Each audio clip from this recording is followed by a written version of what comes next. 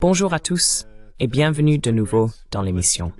Aujourd'hui, j'ai le grand privilège d'accueillir le général Harald Kuyat, général 4 étoiles à la retraite, qui a été chef des forces armées allemandes, la Bundeswehr, occupant le poste le plus élevé au sein des forces armées allemandes. Il a également siégé au comité militaire de l'OTAN, qui est la plus haute fonction militaire au sein de l'OTAN. Bienvenue dans l'émission. C'est un grand honneur de vous recevoir. Avec plaisir. Je voulais donc d'abord vous interroger sur l'état des relations entre l'Occident et la Russie, car après la guerre froide, il y avait un grand optimisme quant aux relations entre l'Occident et la Russie. Pourtant, aujourd'hui, nous sommes empêtrés dans cette guerre par procuration en Ukraine, qui pourrait dégénérer en une véritable guerre nucléaire. Comment expliquez-vous que les relations entre la Russie et l'Occident se soient autant détériorées au cours des 30 dernières années?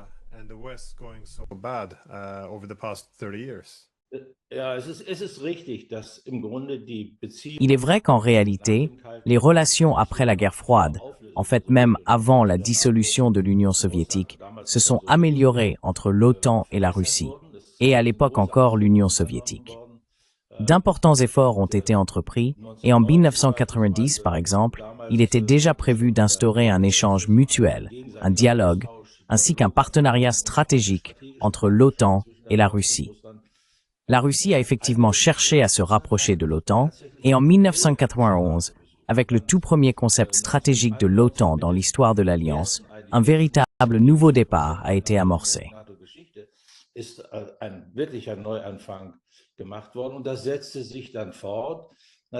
Et cela s'est poursuivi, bien sûr, avec l'acte fondateur OTAN-Russie, la création du Conseil OTAN-Russie, tant au niveau politique, des ambassadeurs aux ministres de la Défense et des Affaires étrangères, jusqu'aux chefs d'État et de gouvernement. Et, du côté militaire, bien sûr, les chefs d'état-major, qui se réunissaient au moins 2 fois par an. Un représentant militaire permanent de la Russie était également présent au quartier général avec une petite équipe, et ces réunions avaient alors lieu au moins 1 fois par mois.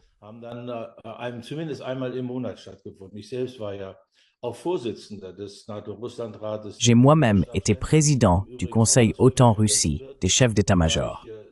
Par ailleurs, ce que l'on oublie souvent, c'est qu'à ce titre, j'ai également présidé la commission OTAN-Ukraine des chefs d'état-major. J'avais donc les 2 parties à ma table de négociation. Cela a bien sûr ouvert de nouvelles perspectives. En ce qui concerne les changements, il faut dire qu'ils ont en réalité commencé au niveau stratégique en 2002 avec la dénonciation du traité ABM par les États-Unis. Il s'agissait d'un traité très important, l'ABM signifiant traité sur la défense antimissile balistique. C'était en quelque sorte le complément du traité sur les systèmes stratégiques intercontinentaux, c'est-à-dire d'une part les systèmes offensifs et d'autre part les systèmes défensifs.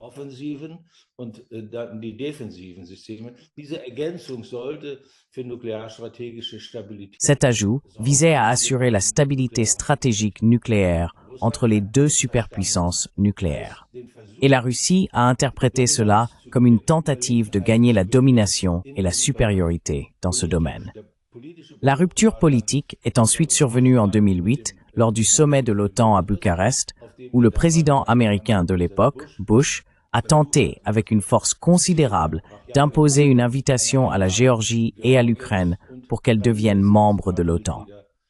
Cela n'a pas abouti à l'époque, mais, pour sauver la face, une perspective a été incluse dans le communiqué, selon laquelle l'Ukraine pourrait tout de même devenir membre de l'OTAN.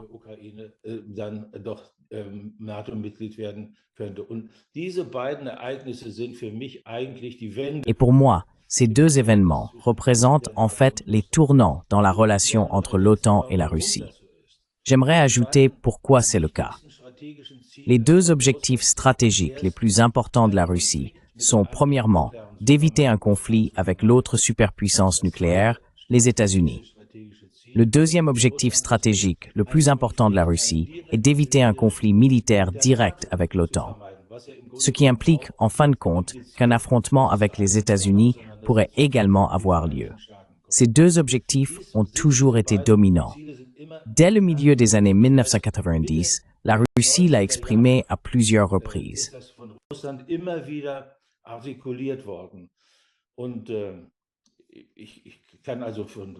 Je peux donc dire, d'après mon expérience personnelle, que cela est toujours ressorti clairement dans les discussions que nous avons eues.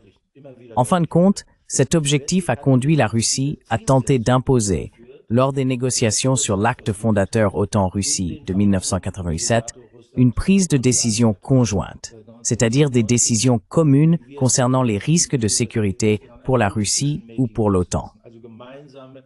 Cela n'était bien sûr pas possible, car de telles décisions ne peuvent être prises que par les États membres. Mais nous avons trouvé une formulation qui a finalement permis d'établir un mécanisme de gestion des crises et des conflits, avec également la possibilité, dans certaines situations et sous certaines conditions, de prendre des décisions conjointes.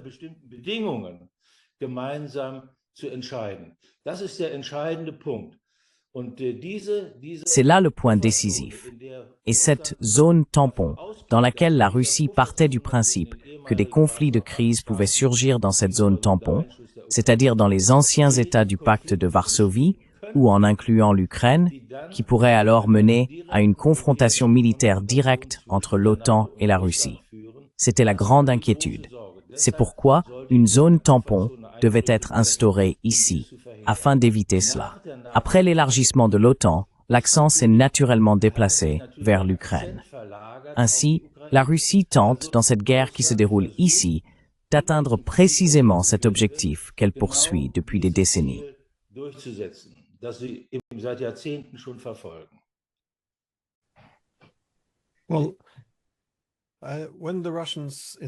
Eh bien, lorsque les Russes ont envahi en 2022, nous avons adopté ce récit selon lequel il s'agissait d'une attaque non provoquée. C'est un récit très important, car une fois que nous avons accepté que l'invasion russe n'était pas provoquée, cela signifiait que toute négociation était perçue comme une récompense de l'agression et de la conquête. Ainsi, la seule voie vers la paix était la victoire militaire, c'est-à-dire vaincre la Russie. Êtes-vous d'accord avec cette analyse des provocations et des motivations russes?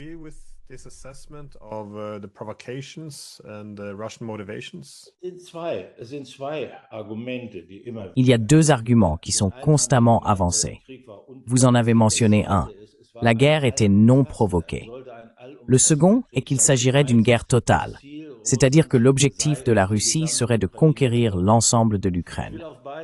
Je souhaite aborder ces deux aspects. Non provoqué. C'est une question à laquelle on peut en fait répondre assez rapidement, mais je voudrais tout de même m'attarder un peu. Cette guerre a une longue histoire, et Jeffrey Sachs a récemment parlé et écrit très en détail sur ce passé, en l'expliquant de manière très approfondie. C'est pourquoi je ne vais pas entrer dans les détails ici.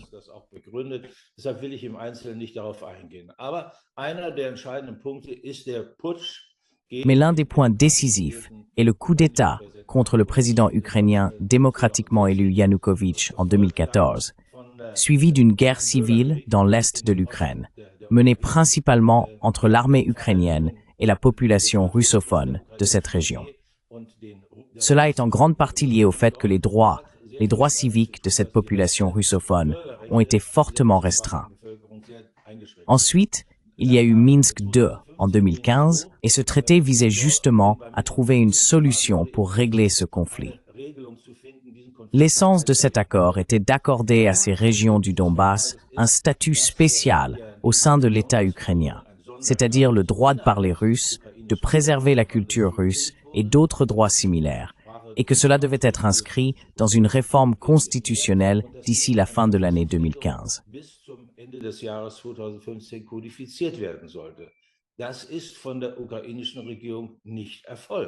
Cela n'a pas été fait par le gouvernement ukrainien. Au contraire, il s'est passé tout autre chose. On a commencé à moderniser les forces armées ukrainiennes, à les réarmer, à augmenter à nouveau leur effectif. Nous l'avions pourtant nettement réduit au début du siècle et maintenant, il a de nouveau été augmenté. comme nous l'avons tous entendu plus tard de la part de Madame Merkel, qui a participé à la négociation de cet accord, mais aussi de l'ancien président français Hollande. L'intention réelle n'était pas de résoudre ce conflit, mais de gagner du temps pour réarmer les forces armées ukrainiennes.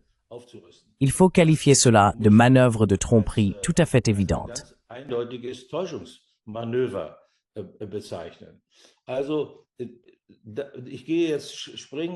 Je vais donc maintenant avancer jusqu'à l'année 2021. En décembre 2021, la Russie a alors tenté d'apaiser cette situation sécuritaire par des accords sur des arrangements de sécurité, à la fois directement avec les États-Unis et avec l'OTAN. Les deux parties ont refusé d'ouvrir des négociations à ce sujet. Parallèlement, la Russie a tenté d'exercer une pression en concentrant un grand nombre de forces armées aux frontières de l'Ukraine. Autrement dit, il s'agissait de créer une véritable pression pour négocier. Cela n'a pas réussi à la Russie. Au contraire, la situation s'est nettement aggravée au cours des mois de janvier et février 2022 et la Russie a alors envahi. Et maintenant vient un point tout à fait décisif. La question est toujours de savoir quel objectif stratégique je poursuis ainsi.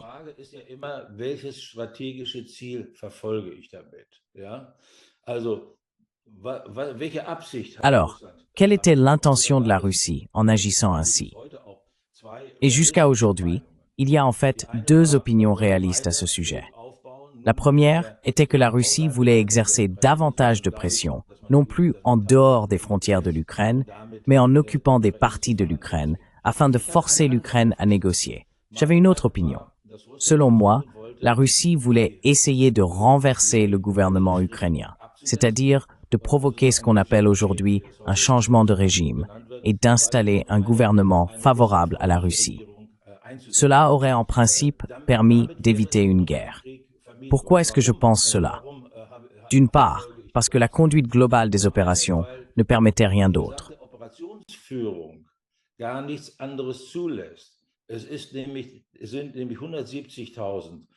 En effet, environ 170 000 soldats russes ont pratiquement envahi le pays.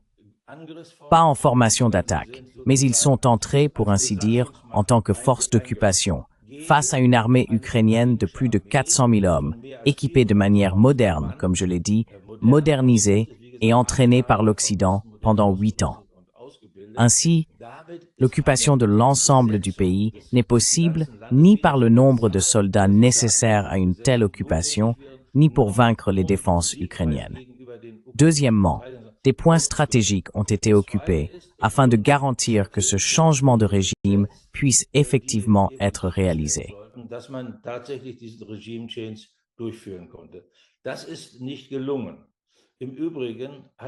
Cela n'a pas réussi. D'ailleurs, il y a quelque temps, le président ukrainien Zelensky a confirmé exactement cela lors d'entretiens en marge à Davos. Il devait en effet être remplacé par Medvedchuk. C'est l'ancien chef de l'opposition à la Rada suprême qui devait devenir président et qui est considéré comme pro-russe.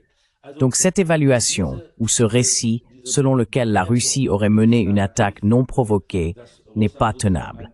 Et l'autre idée, selon laquelle la Russie aurait tenté, ou tenterait encore, comme elle le prétend parfois, d'occuper toute l'Ukraine, n'est pas non plus tenable.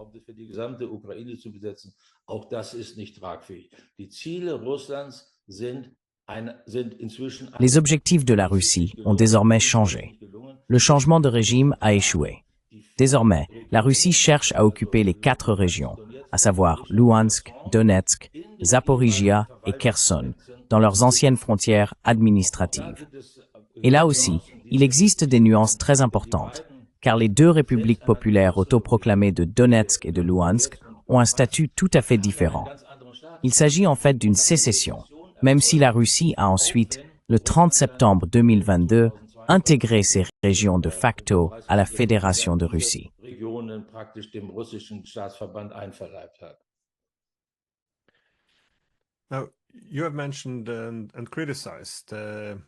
Vous avez mentionné et critiqué le sabotage de l'accord de Minsk entre 2015 et 2022. Mais vous avez également souligné que cela portait atteinte au droit international lui-même, étant donné qu'il avait été approuvé par les Nations Unies. Cependant, j'aimerais aussi vous interroger sur les négociations d'Istanbul qui ont débuté début 2022. En mars 2022, le président Zelensky a accordé une interview à The Economist, dans laquelle il a averti que certains pays occidentaux préféreraient une guerre longue avec la Russie pour affaiblir cette dernière, même si cela devait signifier la destruction de l'Ukraine. Je me demandais toutefois ce que l'on sait aujourd'hui du sabotage de cet accord d'Istanbul.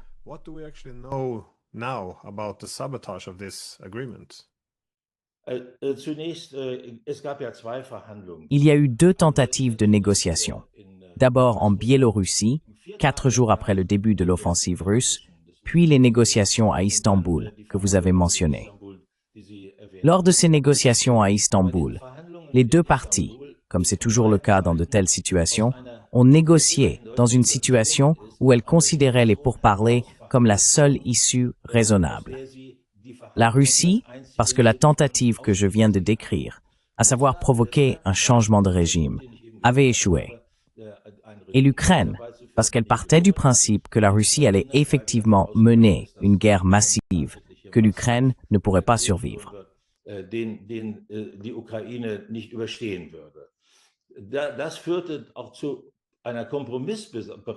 Cela a également conduit à une volonté de compromis des deux côtés. Finalement, ce cycle de négociations s'est terminé le 15 avril par un accord sur la neutralité permanente de l'Ukraine et des garanties de sécurité. C'est très important, car cette question des garanties de sécurité joue encore aujourd'hui un rôle majeur. Ce traité avait été largement négocié. Il restait encore des points qui n'étaient pas clairement résolus. Un point important qui n'avait pas été clarifié était la question de savoir comment les puissances garantes exerceraient leurs obligations de garantie. Il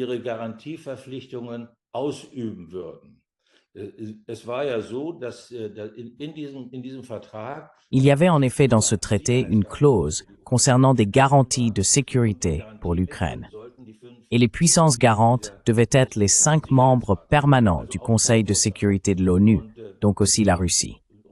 La Russie a insisté pour qu'avant que ce cas de garantie ne se produise, un vote ait lieu entre les puissances garantes, ce que l'Ukraine a interprété comme une possibilité de bloquer l'exercice de l'obligation de garantie par un veto. Mais il y avait aussi d'autres questions, par exemple concernant l'effectif total des forces armées ukrainiennes. Là aussi, il y avait des divergences d'opinion.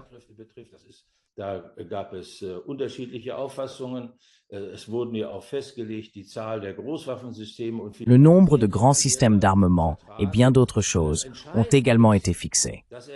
Un accord très détaillé. Ce qui est décisif, c'est qu'il était en principe prêt à être conclu, à l'exception de quelques points, et que ces points litigieux que je viens de mentionner devaient ensuite être clarifiés lors d'un entretien direct entre les deux présidents, c'est-à-dire Zelensky et Poutine. Cet accord, ou plutôt sa conclusion, a clairement été torpillé par l'Occident. Je pense qu'il n'y a désormais plus aucun doute à ce sujet.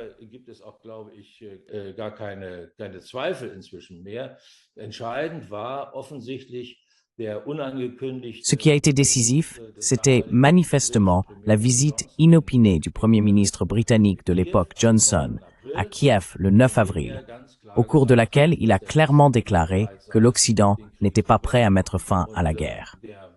Et le négociateur ukrainien, David Arachamija, qui menait les négociations à Istanbul, c'est en quelque sorte le chef de l'opposition, le président du groupe parlementaire du parti de Zelensky, qui est ensuite retourné à Kiev entre-temps, s'est vu dire, du moins selon ce qu'il a expliqué dans une interview par Johnson, « Vous ne devez pas négocier, continuez simplement à vous battre ». Et l'objectif qui y était lié a d'ailleurs été formulé très précisément peu après par le ministre américain de la Défense de l'époque.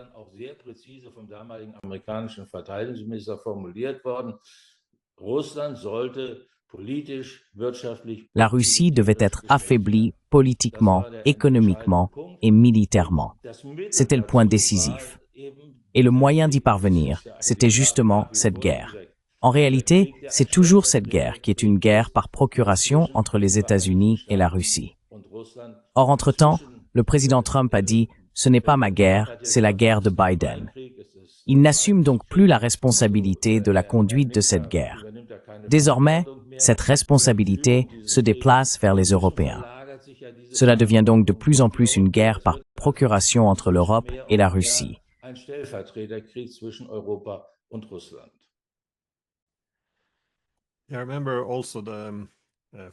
Je me souviens aussi que l'ancien Premier ministre israélien, Bennett, disait la même chose, que les Américains et les Britanniques voyaient une opportunité, une armée de centaines de milliers d'Ukrainiens qu'ils pouvaient utiliser contre la Russie. Il aurait donc été presque insensé de ne pas les utiliser comme intermédiaires et d'accepter la paix à la place. Mais il me semble que vous aviez accordé une interview en janvier 2023 que j'ai trouvée intéressante, car vous indiquiez alors que la guerre était déjà perdue et que l'Allemagne risquait de se retrouver seule face à une Russie très en colère. Encore une fois, cela remonte à 2 ans et demi. À l'époque, tout le monde clamait que l'Ukraine était en train de gagner et que l'OTAN n'avait jamais été aussi forte. Comment perceviez-vous l'évolution de la situation à ce moment-là? Et pensiez-vous déjà que l'OTAN se dirigeait vers une défaite dans cette guerre par procuration? Et aussi, comment voyez-vous la relation entre l'Allemagne et les États-Unis dans ce contexte? Pensez-vous que l'Allemagne est aujourd'hui subordonnée?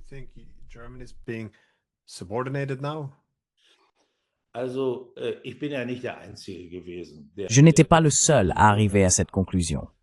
En Occident, nous avons continuellement entretenu l'illusion, influençant ainsi la position du gouvernement ukrainien. Nous avons nourri l'illusion que l'Ukraine pourrait encore gagner cette guerre, militairement, ce qui signifierait, selon les objectifs officiels des Ukrainiens, qu'ils reprendraient la Crimée et qu'ils récupéreraient également les territoires de l'Est de l'Ukraine, actuellement occupés par la Russie. Cela a toujours été, et reste encore aujourd'hui, une pure illusion. Quiconque comprend un peu la stratégie, quiconque a de l'expérience dans ce domaine, est arrivé très tôt à une autre conclusion. Et je n'étais pas le seul dans ce cas.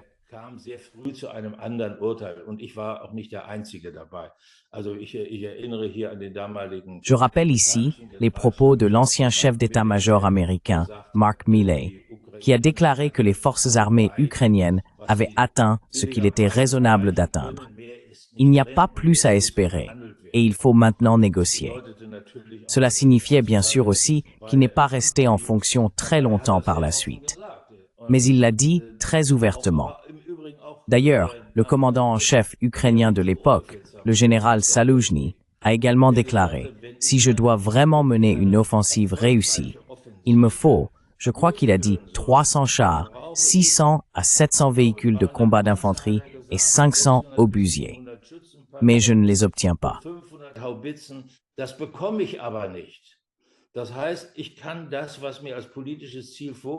Cela signifie que je ne peux absolument pas atteindre l'objectif politique qui m'a été fixé. Mais en Occident, on a sans cesse entretenu l'illusion avec chaque nouveau système d'armes. Et la qualité, la portée des systèmes d'armes ont été augmentées à chaque fois. Et chaque fois, c'était un game changer. Cela devait donc en quelque sorte renverser la situation stratégique en faveur de l'Ukraine. C'était voué à l'échec dès le début. Cela signifie aussi, si l'on regarde en arrière, qu'est-il arrivé à cette attitude occidentale? Notre devise était « L'Ukraine ne doit pas perdre la guerre et la Russie ne doit pas la gagner ». Quelle absurdité quand des politiciens tiennent de tels propos.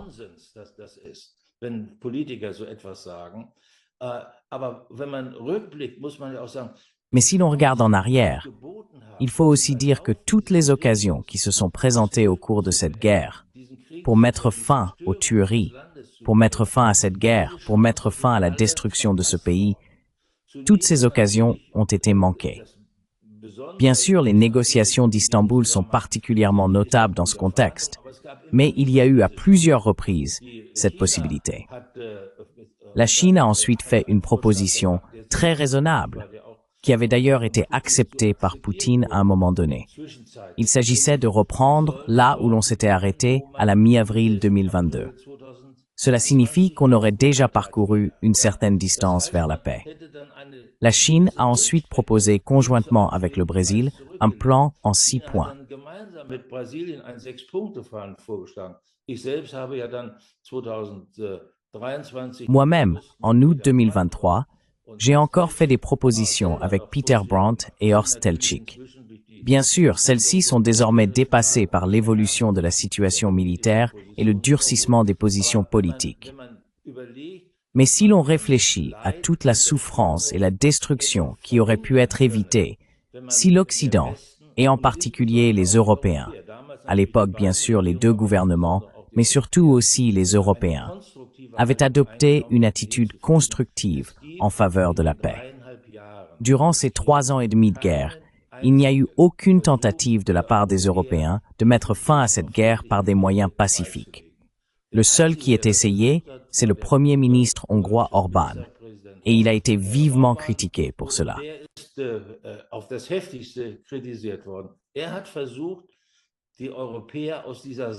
Il a essayé de sortir les Européens de cette impasse, selon laquelle il n'y aurait qu'une issue militaire, c'est-à-dire une défaite militaire de l'Ukraine. Cela n'a rien changé. Ah oui, la question concernant l'Allemagne. Oui, j'ai l'impression que l'Allemagne joue un rôle très ambivalent. Nous avons 2 États européens qui s'engagent très fortement, notamment sur le plan militaire.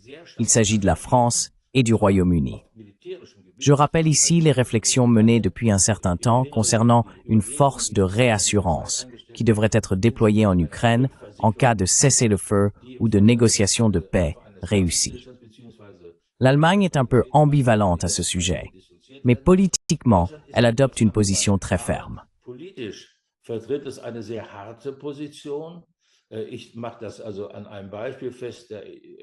Je vais illustrer cela par un exemple.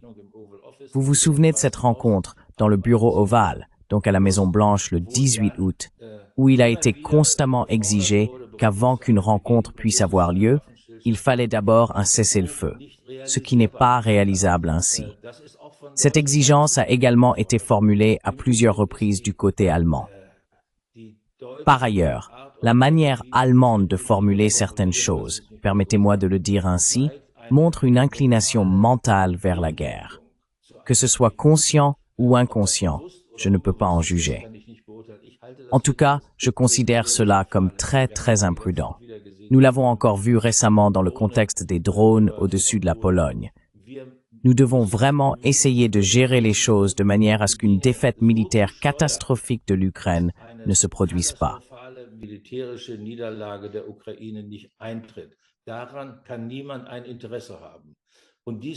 Personne n'a intérêt à cela. Et nous ne pouvons l'empêcher qu'en menant des négociations fructueuses pour les 2 parties, en tenant compte des intérêts des 2 côtés, y compris les nôtres. La fin de la guerre n'est en réalité pas un but en soi, mais elle est la condition préalable à l'émergence en Europe d'un ordre de paix et de sécurité dans lequel la Russie et l'Ukraine ont leur place et qui offre à toutes les parties stabilité et sécurité pour l'avenir.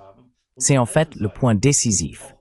Et le fait que les Européens ne travaillent pas à cela, je ne considère pas seulement cela comme une négligence, mais comme une irresponsabilité extraordinaire.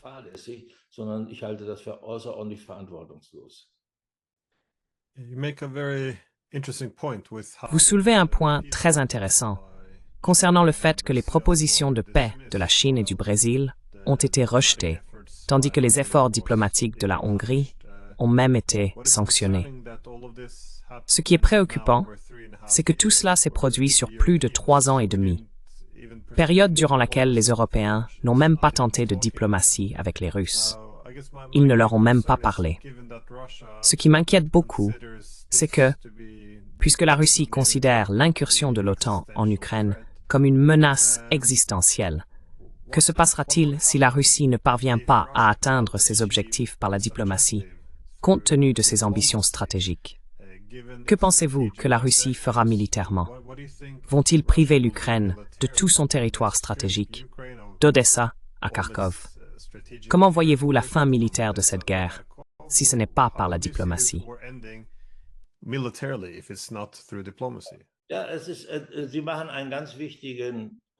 Oui, vous faites une distinction très importante.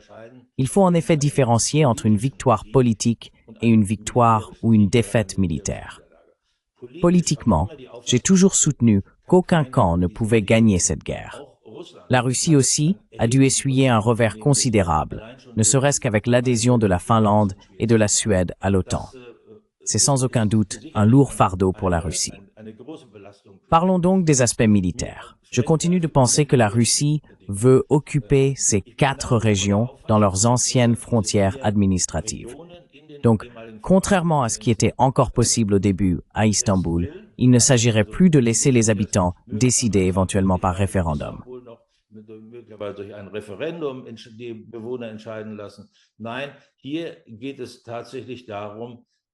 Non, il s'agit en réalité de recréer une zone tampon dans ces régions, également entre la Russie et l'OTAN. Et cela inclut aussi, si un accord est conclu, l'ensemble de l'Ukraine.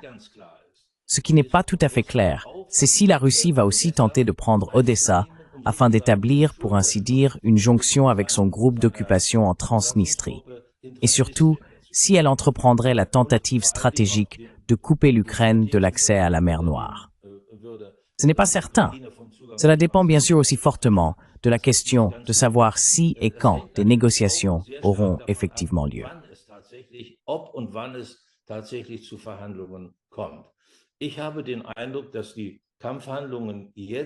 J'ai l'impression que les combats vont quelque peu diminuer dans un avenir proche. Cela est lié à la saison. Le terrain en Ukraine n'est plus aussi praticable pour les forces mécanisées qu'il ne l'était auparavant. Mais cela tient aussi au fait que la Russie a elle-même intérêt à mettre fin à cette guerre. Ce conflit a considérablement limité les marges de manœuvre géopolitiques de la Russie. On le voit à l'exemple de l'Azerbaïdjan et de l'Arménie. L'influence de la Russie sur le Caucase du Sud a nettement reculé en raison de son engagement dans la guerre en Ukraine. Il y a un autre facteur. La guerre au Proche-Orient joue également un rôle important ici.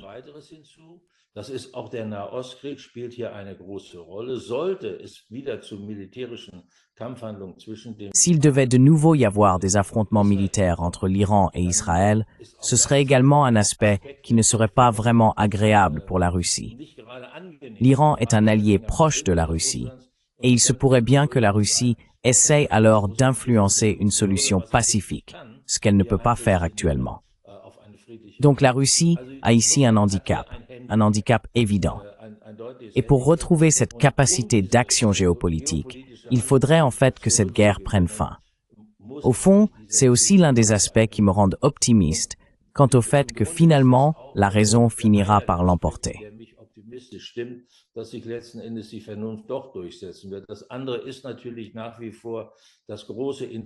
L'autre aspect est bien sûr l'intérêt constant de Trump à jouer lui-même un rôle actif dans la résolution de cette guerre.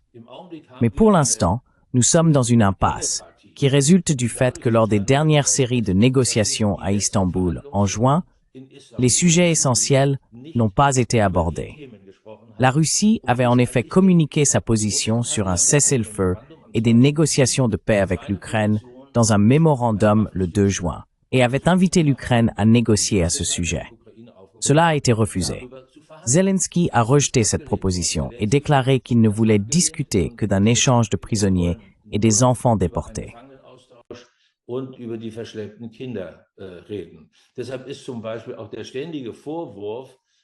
C'est pourquoi, par exemple, le reproche constant adressé à la Russie, selon lequel la Russie ne veut pas négocier, qu'il est impossible de négocier avec la Russie, n'est pas fondé. De plus, après ce reproche, après la rencontre à Anchorage et la réunion du président américain avec les Européens, les deux parties ont durci leur position. La Russie a déclaré qu'elle était également prête à une rencontre. Cependant, celle-ci doit être soigneusement préparée. Il doit y avoir un ordre du jour et il doit déjà y avoir eu au plus haut niveau possible des négociations ou des pré-négociations qui nous permettent d'évaluer s'il est pertinent d'organiser une telle rencontre.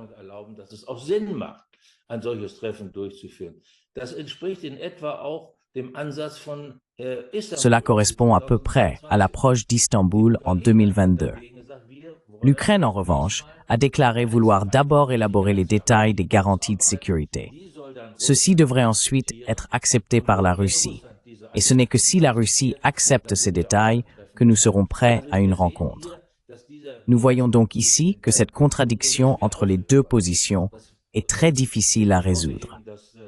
J'espère justement que le président américain tentera exactement cela, alors qu'entre-temps, les combats continuent, que des gens continuent de mourir et que le pays continue d'être dévasté. C'est la tragédie de ces deux parties en guerre, et cela s'explique aussi par l'influence de l'Occident.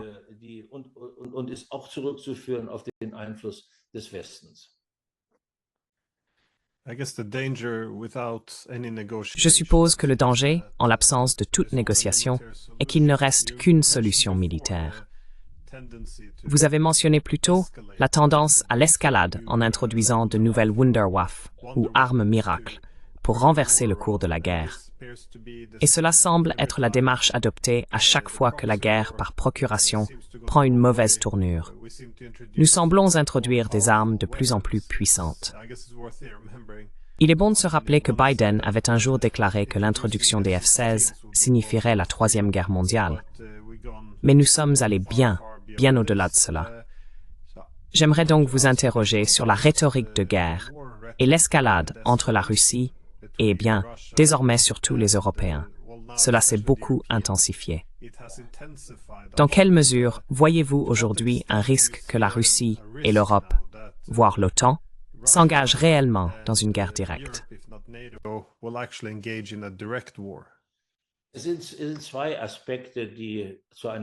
Il y a deux aspects qui pourraient conduire à une escalade, dans le passé comme à l'avenir. Le premier aspect concerne l'Ukraine. Comme l'Ukraine est très affaiblie sur le plan militaire et qu'il est pratiquement impossible de maintenir la défense, il ne s'y déroule en réalité plus que des combats de retardement.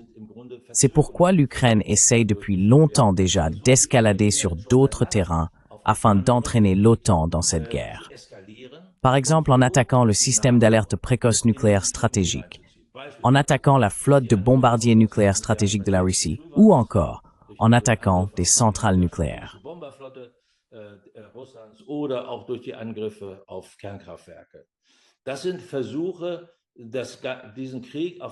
Ce sont des tentatives de porter cette guerre à un autre niveau, en particulier à celui entre les États-Unis et la Russie, et ainsi d'étendre ce conflit. L'autre aspect concerne les intentions, notamment de la part des Européens. On entend sans cesse dire qu'il faut mettre l'Ukraine en position d'utiliser efficacement des armes loin à l'intérieur de la Russie, en lui donnant ainsi une perspective stratégique. Le mot-clé ici est le système allemand Taurus. Et cela signifierait en fait que les Européens franchiraient le pas, passant d'une implication indirecte dans cette guerre à une implication directe. Mais je pense que les Européens sont très conscients que sans le soutien des États-Unis, cela serait une entreprise qui mènerait à une guerre européenne élargie et à la destruction de ce continent.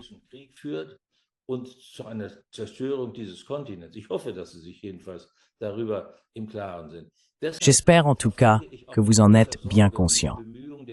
C'est pourquoi je suis également très préoccupé par ces efforts de la soi-disant coalition des volontaires, qui essaie sans cesse de mettre le pied dans la porte, que ce soit dans le cadre d'un traité de paix ou d'un cessez-le-feu, tout en sachant pertinemment que la Russie n'acceptera jamais le déploiement de troupes provenant d'États membres de l'OTAN en Ukraine. C'est précisément la position que la Russie défend depuis le début. L'Ukraine doit, comme le prévoit sa constitution, être un État neutre, non aligné, sans armes nucléaires. Aucune troupe étrangère ne doit être stationnée sur le territoire ukrainien. Ce sont là, en fait, les points essentiels.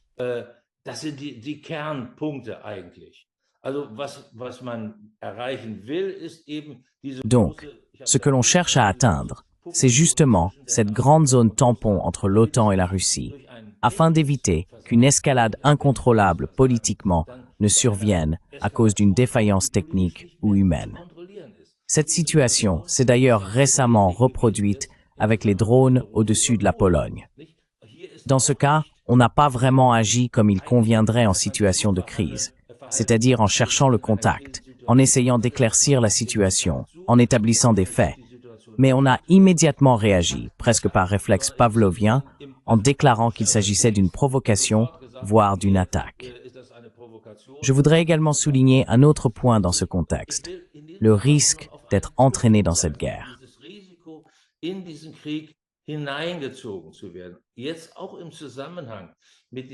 Maintenant, également en lien avec cette histoire de drone, le président ukrainien a de nouveau évoqué la nécessité de prendre des mesures préventives pour empêcher que de telles choses ne se produisent. Et même cette proposition, qui avait déjà émergé au début de la guerre, à savoir l'instauration d'une zone d'exclusion aérienne au-dessus de l'ouest de l'Ukraine, est revenue sur la table. Une zone d'exclusion aérienne signifierait qu'il y aurait un conflit direct entre l'OTAN ou les États qui mettraient en place cette zone et la Russie. Il faut en être conscient. Tout cela a déjà été débattu, mais la question revient sans cesse. Et l'autre question est la suivante. Comment les Européens pourraient-ils, en quelque sorte, glisser dans cette guerre, s'y retrouver entraînés, si une situation se créait qui deviendrait alors incontrôlable?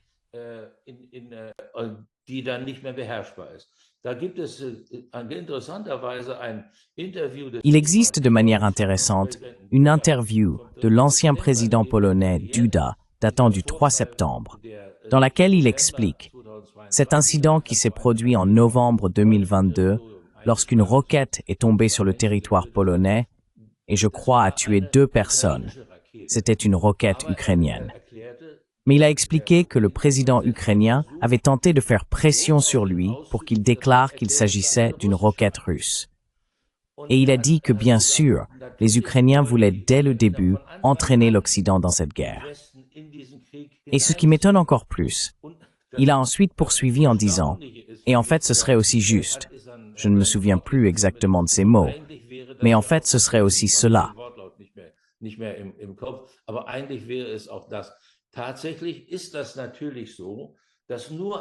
En réalité, il est évident que seule une extension de la guerre à l'ensemble de l'Europe pourrait empêcher la défaite militaire isolée de l'Ukraine. Mais cela conduirait finalement à la destruction du continent européen dans son ensemble. Les responsables politiques doivent en être conscients, même lorsqu'ils affirment dans leur discours que la Russie restera toujours notre ennemi ou qu'il est possible de vaincre la Russie. Non, ce n'est pas possible. La seule solution qui permettrait de sauver l'Ukraine et d'éviter que nous soyons entraînés dans ce tourbillon, c'est d'engager des négociations de paix qui servent les intérêts des 2 parties, tout en étant compatibles avec les intérêts européens.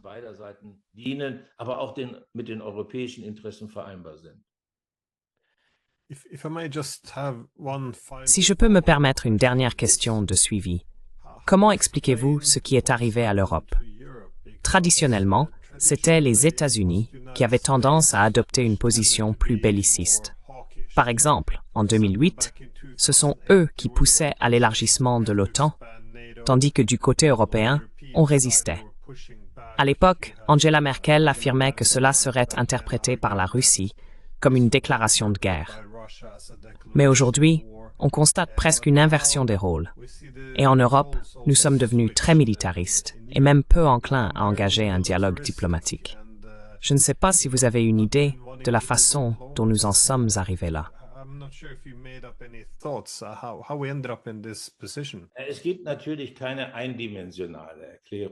Il n'existe évidemment pas d'explication unidimensionnelle à cela. C'est aussi un phénomène pour moi. Mais de mon point de vue, la situation est la suivante. Dès le début, nous sommes partis d'une hypothèse totalement erronée, à savoir que l'on pourrait mettre fin à cette guerre par une victoire de l'Ukraine. Une illusion, une fiction dès le départ. Et en fin de compte, avec notre argumentation, je me souviens de nombreuses déclarations de soi-disant experts qui ont toujours affirmé, et cela se fait encore en partie aujourd'hui, que l'Ukraine est très forte, qu'elle est résistante, que les pertes russes sont élevées, que l'industrie russe est en train de s'effondrer, et ainsi de suite.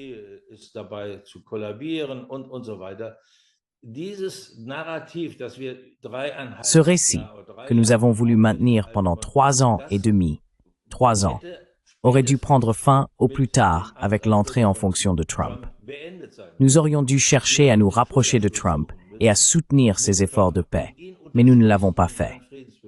Cela signifie que actuellement, nous continuons à ériger des obstacles, même pour notre allié le plus proche, les États-Unis, dans l'effort de mettre fin à cette guerre. In dem Bemühen, diesen Krieg zu beenden, hat auch damit zu tun, dass wir nicht zugeben. Cela tient aussi au fait que nous ne pouvons pas admettre que nous avons contribué à ce que cette guerre dure déjà plus de 3 ans, que nous avons même alimenté cette guerre en soutenant massivement l'Ukraine financièrement, en lui apportant un soutien militaire, en affaiblissant même notre propre capacité de défense pour soutenir l'Ukraine. Et enfin, en ayant omis ou en n'ayant pas été capable de tenter ne serait-ce qu'une seule fois de parvenir à une solution pacifique par des négociations de paix. C'est cette persévérance. J'avais raison. Mais à la fin, c'est précisément cette attitude qui se retournera amèrement contre nous. D'abord pour l'Ukraine elle-même, mais finalement aussi pour nous. Car si l'Ukraine perd cette guerre militairement, nous la perdrons aussi militairement. Certes, il s'agit d'une implication indirecte, mais sans notre participation, cette guerre serait terminée depuis longtemps. Ohne unsere Beteiligung wäre dieser Krieg längst zu Ende. Das muss man, ohne diese Unterstützung wäre dieser Krieg längst beendet. Sans ce soutien, cette guerre serait terminée depuis longtemps. Donc on ne peut qu'espérer, au final, que Trump l'emporte. Et mon impression est en effet qu'il essaie aussi de normaliser les relations avec la Russie. C'est un point très important. Cette rencontre à Engels l'a montré très clairement. Il y a plusieurs signaux qui vont dans ce sens, tout l'environnement, tout le déroulement de cette rencontre. Mais il s'agit aussi, justement, de parvenir réellement à une normalisation.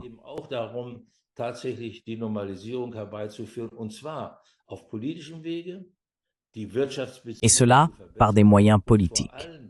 Améliorer les relations économiques et surtout rétablir une stabilité militaire qui s'est largement perdue ces dernières années entre ces deux superpuissances nucléaires stratégiques. Par des négociations sur le contrôle des armements, cela est imminent, concernant les systèmes d'armes nucléaires stratégiques. Au plus tard, jusqu'au 5 février de l'année prochaine, elles doivent être poursuivies. Et je pense que les deux parties y ont un grand intérêt. Mais il s'agit aussi, je tiens à le souligner en conclusion, de la question de la position que nous occuperons dans un futur ordre géopolitique mondial.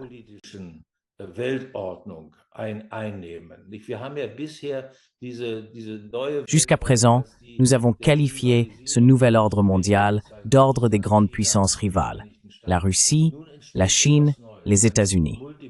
Désormais, quelque chose de nouveau émerge, un monde multipolaire. Et nous, Européens, devons aussi nous demander quelle est notre place. Nous, Européens, avons perdu une influence considérable dans l'arithmétique du pouvoir géopolitique à cause de cette guerre, et nous continuerons d'en perdre, notamment en raison des désavantages économiques que cette guerre nous a causés. Nous devons donc essayer de renouer une alliance étroite avec les États-Unis et, à travers une issue pacifique à ce conflit, construire un nouvel ordre de paix et de sécurité en Europe.